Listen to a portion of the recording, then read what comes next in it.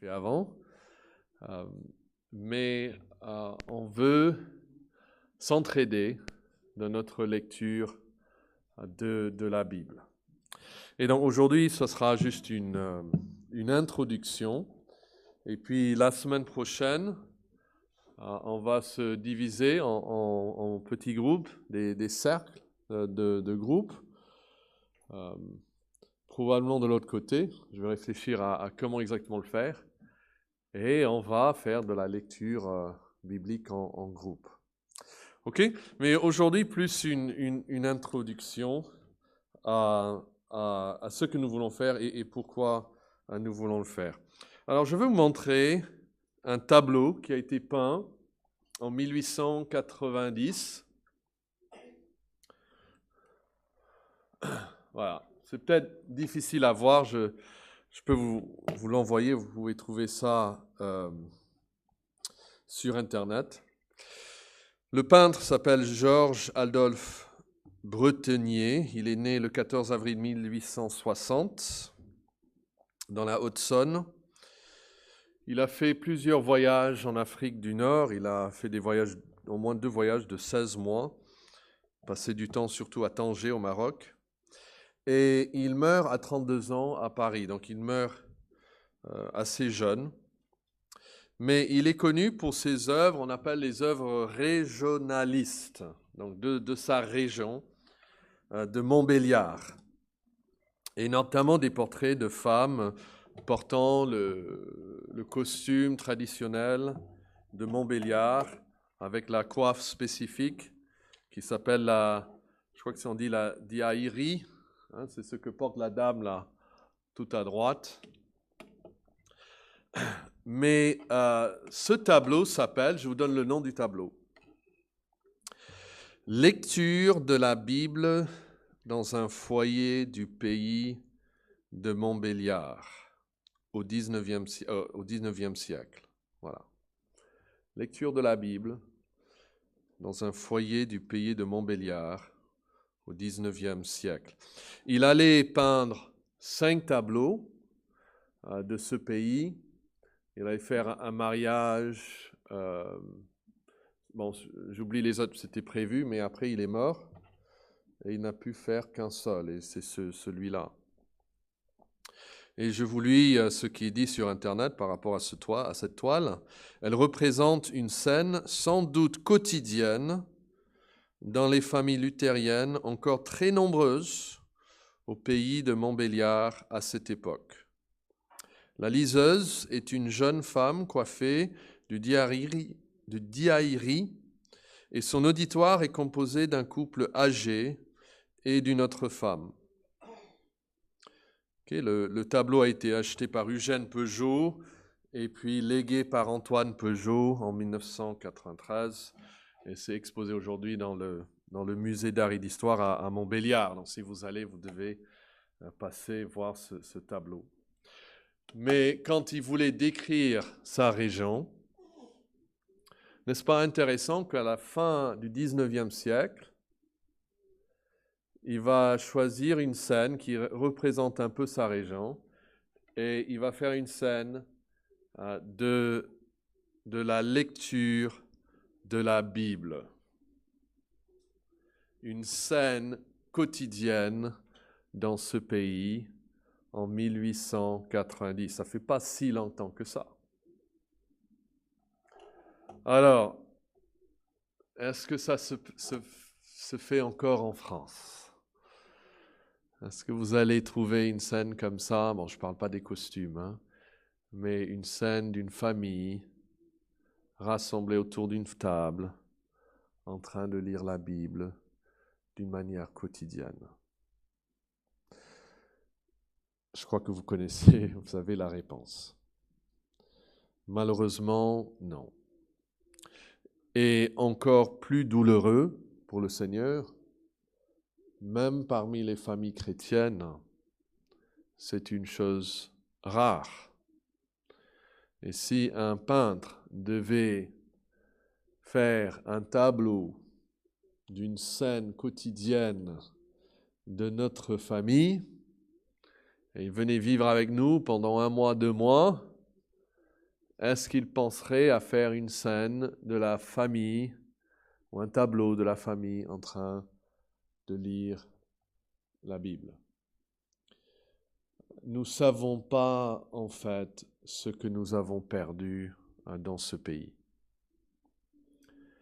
Et ce n'est pas donc surprenant que quand la Bible est rejetée, refoulée, oubliée, qu'à sa place viennent des pensées destructrices pour les âmes et même pour le pays.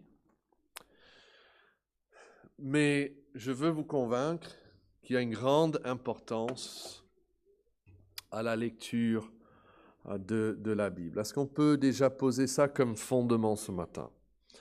L'importance de la lecture de la Bible.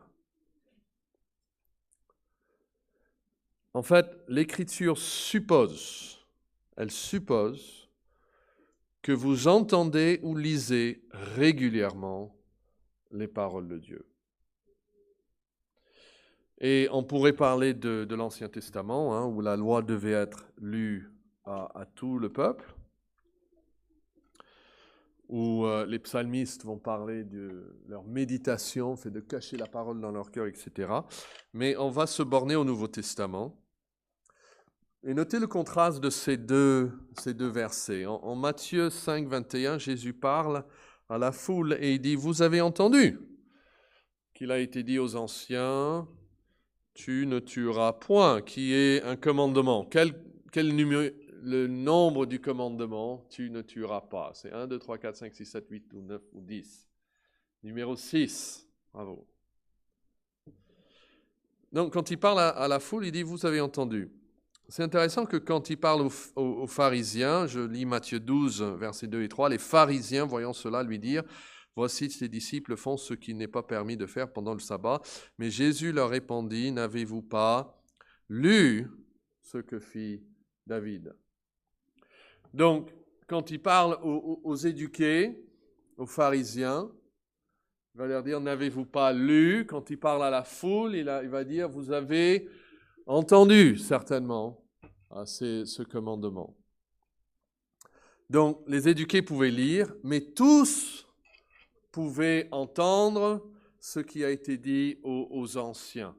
Et les Écritures elles-mêmes présument que vous allez soit lire, soit écouter lire régulièrement la parole de Dieu. Et donc nous avons ces bénédictions, comme au début de l'Apocalypse, le chapitre 1, verset 3. « Heureux celui qui lit, au singulier, et ceux qui entendent, au pluriel, les paroles de la prophétie et qui gardent les choses qui sont écrites, car le temps est proche. » Vous voyez, l'Apocalypse a été écrit donc pour être lu à haute voix et qu'il y ait un auditoire. Donc, heureux celui qui va lire et tous ceux qui vont entendre les paroles de la prophétie. Et puis, Paul parle à Timothée, c'est un verset que nous mettons presque tous les dimanches lorsque nous avons la lecture de la Bible sur l'écran.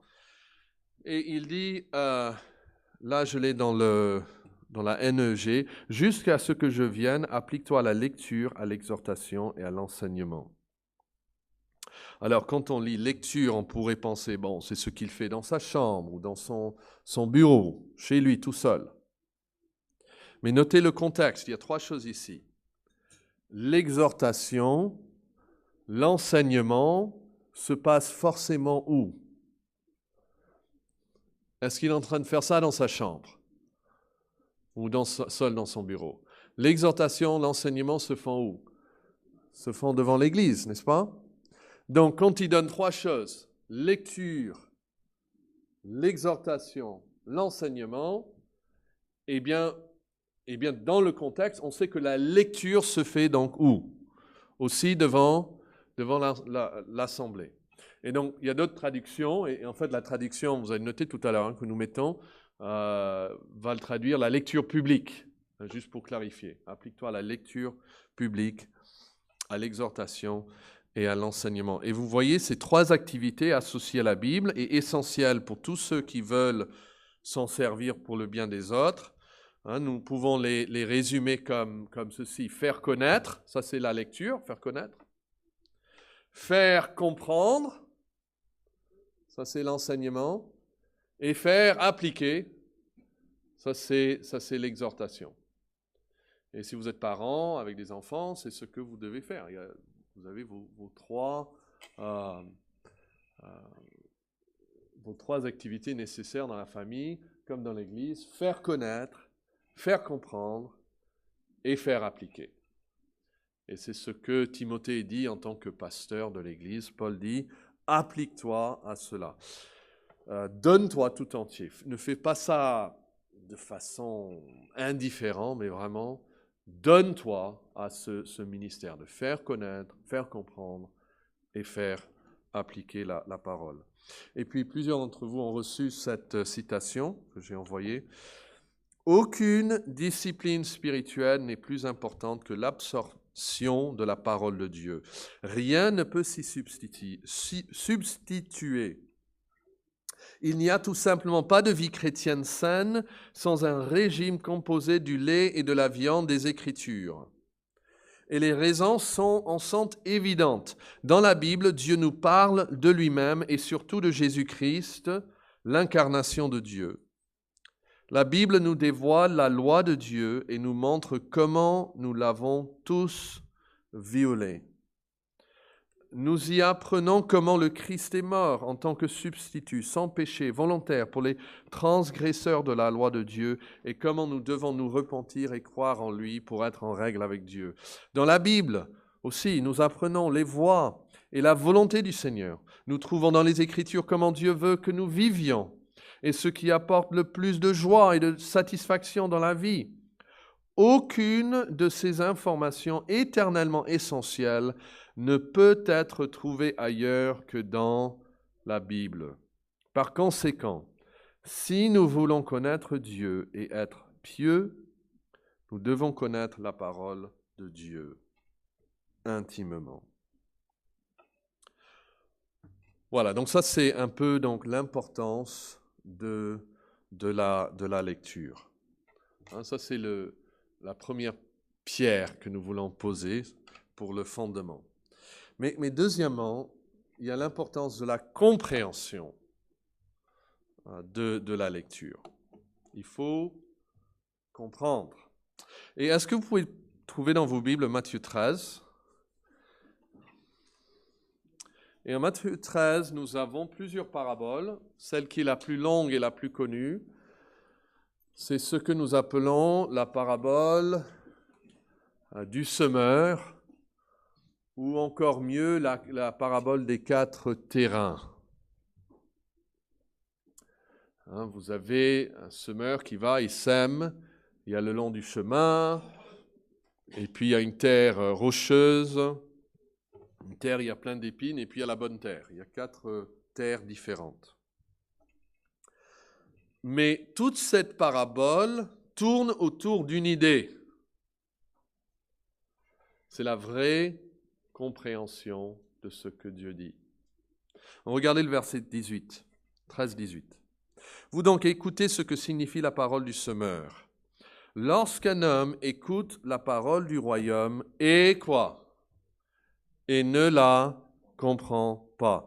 Et si vous soulignez le mot comprendre, vous allez retrouver au verset 20. S'il ne comprend pas le malin, il vient, il enlève ce qui a été semé dans son cœur et cet homme est celui qui a reçu la semence le long du chemin. Verset 23. Celui qui a reçu la semence dans la bonne terre est celui qui entend la parole et quoi ?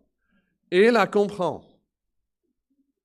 Il porte du fruit et un grain en donne 100, un autre 60, un autre 30. Regardez le verset 51. Il pose une question à ses disciples. C'est quoi ? Avez-vous... Voilà, c'est encore le même mot. Regardez chapitre 15, maintenant verset 10, encore en Matthieu. Ayant appelé à lui la foule, il lui dit, écoutez et comprenez. 15, verset 16. Là, je lis dans la traduction du Semeur. « Et quoi, répondit Jésus, vous aussi, vous ne comprenez pas ?» Parce que c'est le même mot, hein, comprendre. Regardez chapitre 16, verset 11.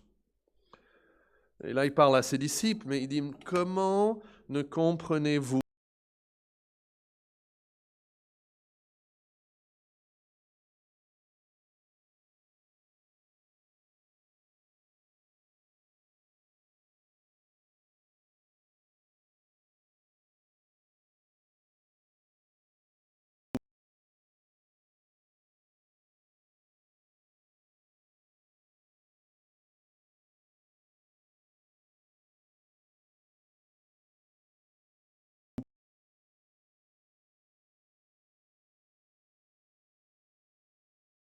pas que ce n'est pas au sujet de pain que je vous ai parlé, mais gardez-vous du levain des pharisiens et des sadduciens. » On trouve la même chose en Marc 6, 52, et où ça parle du même événement. Il dit « Ils n'avaient pas compris le miracle des pains parce que leur cœur était endurci. » Ils l'ont vu, mais ils ne l'ont pas compris. Ce n'est pas la même chose. Regardez Matthieu 24, verset 15. J'aime bien cette petite phrase, ajoutée probablement par Matthieu lui-même. C'est pourquoi, et là c'est Jésus qui parle, hein, il dit « C'est pourquoi lorsque vous verrez l'abomination de la désolation dont a parlé le prophète Daniel établi en lieu saint. » Et puis, entre parenthèses, nous lisons que celui qui lit fasse attention. Mais c'est encore le même mot. Et donc, dans la Bible de Semeur, vous avez que celui qui lit comprenne. Le Saint-Esprit pousse Matthieu à ajouter cette parenthèse dans ce discours de Jésus. C'est comme, on est en train de prêcher, je suis en train de prêcher, parfois je vois des gens qui vont ailleurs, ça se voit, hein, et je dis, mais écoutez, on essaie de ramener un peu les esprits. Et Matthieu, il se dit, peut-être les gens vont se perdre ici. Non, que celui qui lit comprenne. Vous avez en Actes, on a parlé il n'y a pas très longtemps de ce verset. Philippe accourut et entendit l'Éthiopien qui lisait le prophète Ésaïe. Et notez la question, il lui dit, comprends-tu ce que tu lis ? Et l'homme lui dit, en fait, non, je ne comprends pas, il faut que quelqu'un me l'explique. Et Philippe donc explique ces choses. Alors, il y a plusieurs éléments essentiels à la compréhension de l'Écriture. Et voici une, on a déjà vu un peu dans quelques versets, mais là ça devient très très explicite. Ici en Luc 24, versets 44 et 45. Puis il leur dit, et c'est Jésus qui parle, hein, c'est là ce que je vous disais lorsque j'étais encore avec vous, qu'il fallait que s'accomplisse tout ce qui est écrit de moi dans la loi de Moïse, dans les prophètes et dans les psaumes. Ça résume tout l'Ancien Testament. Hein. Ils avaient ces trois divisions, les Juifs, de l'Ancien Testament. Il dit, tout ça parle de moi. Mais verset 45, alors il leur ouvrit l'esprit afin qu'ils comprennent les Écritures. Là, c'est quelque chose que Jésus fait par son esprit pour ouvrir leur esprit. On parle de l'illumination du Saint-Esprit ici. 1 Corinthiens 2 parle beaucoup de cela, parce qu'il dit « Ces choses sont spirituellement discernées, un homme naturel ne peut les comprendre. » Il peut les voir, comme les gens ont vu les miracles de Jésus. Il peut entendre, comme les gens ont entendu même Jésus prêcher. Hein. Mais ils n'ont pas pu discerner vraiment l'impact, l'importance, la vérité de ces choses. Et l'illustration que je vous ai donnée avant, c'est comme quelqu'un qui est spécialiste dans l'or, et vous lui amenez une montre ou une bague, et il a tellement de sagesse dans ce domaine qu'il peut le regarder et vous dire, ça vaut 100 euros, ça vaut 10 000 euros. Mais il n'a pas la sagesse de pouvoir évaluer la valeur de l'or comparée à la vie éternelle. Et donc, il va peut-être au même temps perdre son âme pour gagner un peu plus d'or. Et la Bible dit, à quoi ça sert de gagner tout le monde entier, et de perdre son âme? Donc, dans un sens, il peut vous dire la valeur de l'or, mais dans un sens plus important, il ne connaît pas la valeur de l'or par rapport à la vie éternelle. Il va vendre son âme pour l'or. Donc, il faut l'œuvre du Saint-Esprit. C'est pour ça, chaque jour, quand vous lisez, avant de lire, vous devez prier, demander au Saint-Esprit de vous ouvrir les yeux pour voir ces choses. Mais nous allons nous concentrer sur la compréhension du sens et des paroles de la Bible, parce que cela fait partie, il passe toujours par notre compréhension. On doit comprendre, on doit saisir le sens de ce que nous lisons pour que l'Esprit puisse l'utiliser dans nos cœurs. Et nous voulons grandir dans notre façon de lire. Alors, est-ce que vous pouvez penser à des mauvaises façons de lire la Bible? Vous dites, ça n'existe pas. Que de bonnes façons. Est-ce qu'il y a des mauvaises manières de lire la Bible? Quelques idées peut-être? Ok, au hasard, oui. Très bien, plusieurs ont dit ça. Oui. Comme le journal. D'accord. Tu lis comment le journal? Parce qu'il y a beaucoup de gens ici qui ne lisent même pas le journal. Hein? Avec la tête seulement. Ok. Ok, sans compréhension. Ok. Manière distraite et pensant à autre chose. Oui. Ok, que quand on a besoin de quelque chose, ouais. Ouais.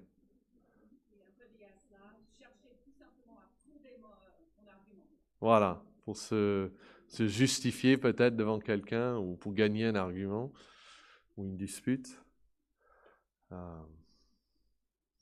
C'est-à-dire c'est bien, mais bon, c'est mauvais. Mais ok, la lire vite pour dire qu'on l'a lu. Ouais. Ça, c'est bien. Hein?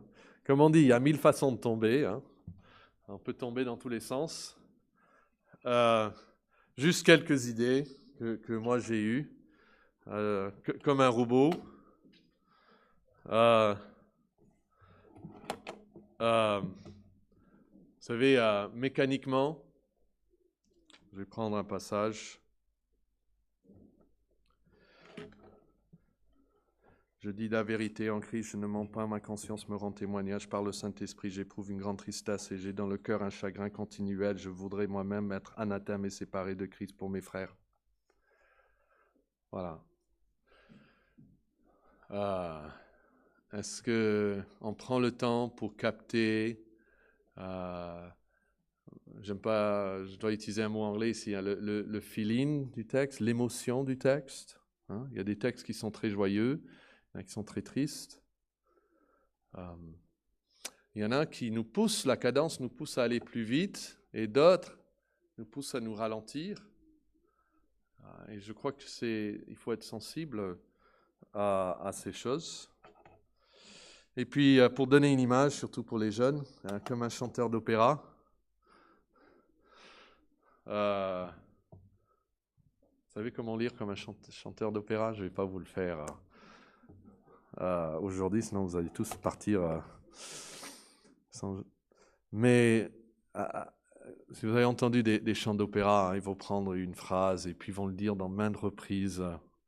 Et ils vont le dire fort, ils vont le dire moins fort, et long et puis rapide. Et puis voilà, ils vont tordre la phrase dans tous les sens. Et parfois, on peut lire aussi la Bible à des vitesses avec des intensités imprévisibles, irrégulières et incohérentes. On peut être excité, donc on va lire quelque chose où en fait l'intensité ou même le message de ce passage ne correspond pas même à notre état d'esprit. Donc on va dire, l'Éternel est mon berger.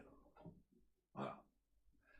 Mais après, quand Jésus dit « Gardez-vous du levain des pharisiens », peut-être on va dire « Gardez-vous du levain des pharisiens ». Et ça se voit que dans notre esprit, il n'y a pas un lien entre vraiment le message du texte. Il n'y a pas une compréhension qui sort et qui affecte même notre lecture. Et puis, comme beaucoup le font, hein, comme une berceuse, quand ils n'arrivent pas à dormir, ils prennent la Bible le soir et ça marche mieux que le médicament. Hein, il y en a qui lisent leur Bible au lit. Ceux qui lisent leur Bible au lit ne lisent pas beaucoup la Bible, hein, parce que ça les endorme. Et si on ne se donne pas vraiment à chercher le sens, on va se trouver facilement en train de s'endormir. Pourquoi? Parce qu'on est en train de suivre les lignes, hein, peut-être même les paroles, mais c'est tout. Et c'est triste manière de lire la Bible. C'est pour ça, j'en ai ici, je l'ai distribué il y a mardi soir, il y a 2 semaines, mes 3 questions qu'on peut se poser face à chaque lecture de la Bible. Et trouver un journal dans lequel on peut écrire juste quelques mots de réponse. Hein, une vérité concernant Dieu, une application pour moi et une prière à prier. Ces 3 choses, si je lis ça, je prie, je dis ok, je vais chercher au moins une vérité concernant Dieu. Une application pour moi et une prière à prier à Dieu, soit pour moi, soit pour d'autres. Ça, en cherchant ces choses, ça éveille ma pensée pour que je suis plus ce que je suis en train de lire. D'accord, donc qu'est-ce que c'est donc un atelier de lecture? Voilà ce que nous voulons faire la semaine prochaine. Une lecture à haute voix de la Bible dans un groupe, afin qu'en lisant et en écoutant les Écritures en présence d'autres croyants et lecteurs, je puisse grandir dans ma capacité à lire les Écritures par moi-même. Donc on va donner honneur au texte et on va lire 3 genres de littérature différentes. Hein, on va faire ça pendant 3 semaines. Alors, pourquoi est-ce que nous voulons faire cet atelier de lecture? Bon, d'abord et tout simplement parce qu'il y a une bénédiction à lire les Écritures. Nous avons vu ça en Apocalypse 1. Heureux, béni par l'Éternel, et celui qui lit et ceux qui entendent. Donc déjà d'entendre la Bible nous apporte une bénédiction. L'importance qu'on donne à la Bible. Mais en plus de cela, ce que nous avons vu, il y a une bénédiction encore plus grande à lire attentivement les Écritures. C'est-à-dire de nous pousser à ne pas lire comme un robot ou une berceuse ou un chanteur d'opéra, mais de dire, ok, maintenant je vais lire avec attention. Hein, on prend des habitudes. Il y a quelqu'un qui a été converti il y a, je crois, 2 ans maintenant, et il m'a dit, après plusieurs mois qu'il est venu à Christ, il a dit, maintenant avec la Bible, honnêtement, il a dit, c'est la première fois que je lis quelque chose pour comprendre. Il a dit, au lycée, j'ai lu parce que je devais, j'étais obligé. Bon, il a dit, à part les panneaux dans la rue et les choses sur mon portable, c'est la première fois que je lis un livre avec vraiment le désir de comprendre. Et c'est fort possible qu'il y ait d'autres personnes comme cela. On n'a juste pas l'habitude de lire. Et donc, si on peut s'entraider à lire attentivement les Écritures, on va voir ce qu'il y a vraiment écrit là-dedans. Et puis, il y a une bénédiction à entendre la lecture des Écritures. Il y a des frères, il y a un frère à Pessac,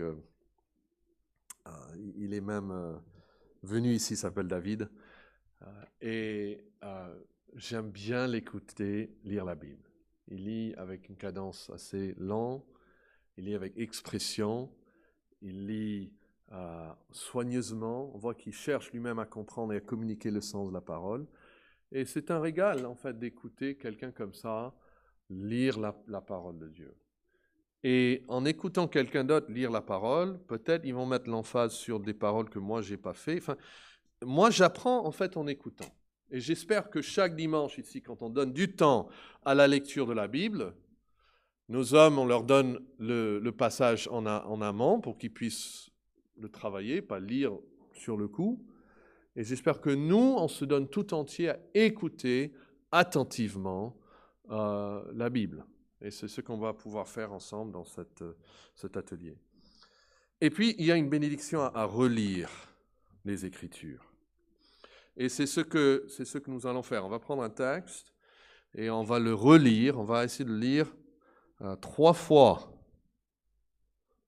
ensemble. Okay? Pourquoi est-ce qu'il y a une bénédiction à relire? C'est un peu comme un autre livre ou un film.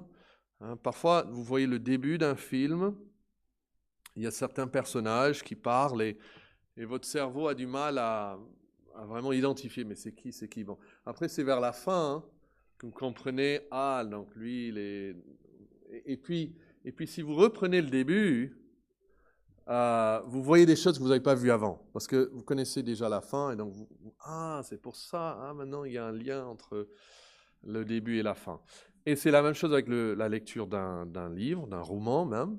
Vous reprenez le début après avoir lu la fin, vous allez voir des choses que vous n'avez pas vues, et c'est encore la même chose avec la lecture de la parole de Dieu. Je prends un texte, on prend un texte d'un des épîtres, et je le lis, et si je ne reviens pas à ce texte avant, je ne sais pas, 1 année, 2 ans, quand je retombe là-dessus, c'est comme si je ne l'ai jamais lu avant. Mais si je reprends tout de suite le début après avoir lu la fin, ça m'aide, je vois des choses, je capte des choses que je n'ai pas reçues lors de ma première lecture. Et un bon moyen d'étudier la Bible, c'est le moyen que préconise en fait John MacArthur, qui a écrit les commentaires de la Bible que j'ai ici devant moi. Ce qu'il a fait lui-même, il a pris à peu près 8 chapitres par mois. Donc, quand c'était Matthieu, il divisait en 3 ou 4 parties. Quand c'était Éphésiens, il faisait tout le livre d'Éphésiens. Et il lisait tous les jours pendant 1 mois, les mêmes chapitres. Et ça lui a pris donc 3 ans pour parcourir tout le Nouveau Testament. Mais en relisant jour après jour après jour les mêmes chapitres, vous allez voir qu'il y a des choses qui ressortent. Il y a des passages que vous allez presque mémoriser, mais d'autres choses, vous allez faire des liens entre les débuts et le fin. Et c'est ça la richesse, en fait, de ceux qui lisent la Bible depuis longtemps. C'est quand vous lisez même en Genèse, moi, c'est une des choses que j'aime tellement. C'est quelque chose que Dieu fait avec Abraham, et ça me fait penser à quelque chose que Dieu a dit à David. Et donc, je note tout de suite les différentes références pour faire des liens, commence à faire des liens entre différentes parties de la Bible. Et donc, la relecture aussi donne cette bénédiction. Alors, comment est-ce qu'on veut faire cet atelier de lecture? Est-ce que je vous donne ici les... Voilà. D'abord, on va avoir un temps ensemble. On va venir déjà vous mettre dans des groupes, dans des cercles. Et donc, je vous demande, s'il vous plaît, d'arriver avant l'heure, parce que ça sera plus difficile. Vous venez au milieu de la lecture, etc. Et je vais me tenir là-bas, pour qu'on puisse voir tout le monde. Et quelques mots sur le genre de littérature, que ce soit la poésie, un épître, ou la prophétie, ou l'histoire. Et puis on va vous laisser en groupe. Et on va vous demander de lire lentement. Ce n'est pas la course. On n'est pas des chevaux qui doivent gagner la course. On peut lire lentement. Et après, s'il y en a qui ne se sentent pas confortables à lire en français, c'est pas grave. Hein. Vous dites, je préfère pas lire, c'est pas grave. Hein. On veut pas que quelqu'un se sente mal à l'aise, dire, oh, je vais pas venir parce qu'on va me forcer à lire. Non, on va pas vous forcer à lire. Venez quand même parce qu'il y a une bénédiction à entendre la parole, même si c'est pas vous qui allez la lire. Et puis, on veut faire quelque chose. On veut lire phrase par phrase et non pas verset par verset. J'étais jeune à Toulouse, à l'école dimanche, pendant un temps, la maîtresse disait, à vous de choisir votre verset. Vous pouvez dire tous les dimanches, vous récitez un verset, vous aurez des points. Ah, j'étais prêt. Le premier dimanche, Jean 11, 35. C'est quoi Jean 11, 35, les enfants? Jésus pleura. Voilà. C'est le verset le plus court de toute la Bible. Et oui, elle était obligée de me donner les points pour mes 2 mots. Et parfois, on lit verset par verset. Vous savez, les versets ont été ajoutés par un Français d'ailleurs, mais après le temps de la Réforme. Il n'y a pas si longtemps que ça. Et donc, quand je lisais récemment, moi je lis sur mon ordinateur et je peux enlever les versets. Je vois que le texte. Et donc, je m'efforce à lire jusqu'au point. Et je découvre qu'il y a des phrases qui sont longues, il y a des phrases qui sont courtes, mais ça me pousse à garder toute la phrase ensemble. Et ça a changé un peu ma compréhension de ce texte. Ça évite de diviser là où il n'y a pas de division. Que l'homme ne sépare pas ce que Dieu a joint par des versets. Et puis nous allons relire. D'accord, on l'a lu une fois, c'est bien. Mais on va recommencer. Et puis, mais dans le groupe, on veut qu'on recommence avec quelqu'un d'autre. Comme ça, vous n'allez pas relire la même phrase. Comme ça, vous allez relire une autre phrase. Et puis après avoir lu 3 fois,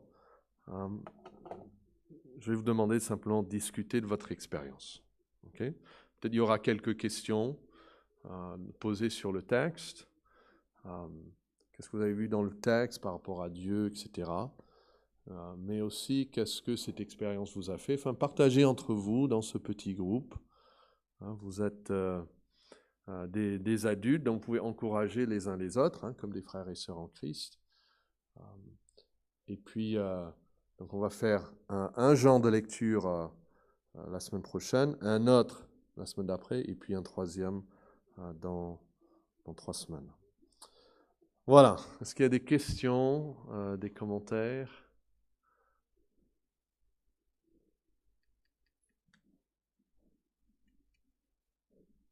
Non? Ça vous fait peur? Qui lit ici de manière quotidienne dans une langue autre que le français? Vous pouvez lever la main? Tous les jours quand vous lisez, c'est pas en français. Ok? 1, 2, 3, 4, 5. Ok. C'est bien. C'est une richesse en fait de pouvoir lire dans plusieurs langues. Ça, pas tout le monde a cette capacité. Mais je ne sais pas si on pourra faire un atelier dans chaque langue. Mais bon, si vous venez me voir, vous dites, je crois qu'on a assez de personnes pour au moins un des dimanches. Je crois que je veux que tout le monde fasse en français au moins un dimanche. Mais vous dites, ok, un dimanche, peut-être on peut le faire dans une autre langue. On peut faire un groupe aussi de tamoul ou hindi ou anglais ou arabe ou voilà. Votre langue à vous, si vous trouvez d'autres personnes, si vous n'êtes pas seul. Ok, bon, s'il n'y a pas d'autres questions, commentaires, on va s'arrêter là, mais la semaine prochaine, donc venez en avance, et puis on va vous donner le texte écrit, comme ça vous avez tous la même traduction, les phrases s'arrêtent au même temps, etc. Mais amenez quand même votre Bible et venez préparer à partager et encourager vos frères et sœurs par votre présence, par votre participation. Et que le Seigneur nous bénisse dans la lecture de la parole. Donc j'ai ici encore plus, et je peux imprimer d'autres, de ces questions pour vous, pour chez vous. Si vous voulez, venez s'il vous plaît le chercher. Et puis l'autre chose, je n'ai pas oublié, nous avons ici, et c'est très pratique pour la lecture personnelle, ça dit en haut, ta parole est une lampe à mes pieds. Et puis il y a écrit tous les chapitres de la Bible. Okay, donc, par exemple, Genèse, il y a Genèse, et puis il y a 50 numéros par la suite. Et c'est pour garder un suivi. Vous mettez derrière la date commencée et la date terminée. Dites, je vais lire toute la Bible, même si ça me prend 2 ans, 3 ans, 4 ans, je vais le faire. Et quand vous lisez un chapitre, vous mettez un trait. Si vous lisez le même chapitre une deuxième fois, vous mettez un deuxième trait pour faire un X. Et si vous le lisez une troisième fois, vous l'entourez. Vous pouvez marquer jusqu'à 3 fois, donc comme ça. Après, vous voulez surligner d'une couleur, quelque chose. Les passages que vous avez lus. Et vérifier après que vous avez lu toute la Bible. Parce que toute écriture est inspirée de Dieu et utile. Toute. Pour enseigner, pour convaincre, pour corriger, pour instruire dans la justice, afin que l'homme de Dieu soit accompli et propre à toute bonne œuvre. Donc, il ne faut pas dire au Seigneur, moi, non, je reste ici, dans les psaumes, et puis en Matthieu, et puis en Romains, mais le reste, j'en ai pas besoin.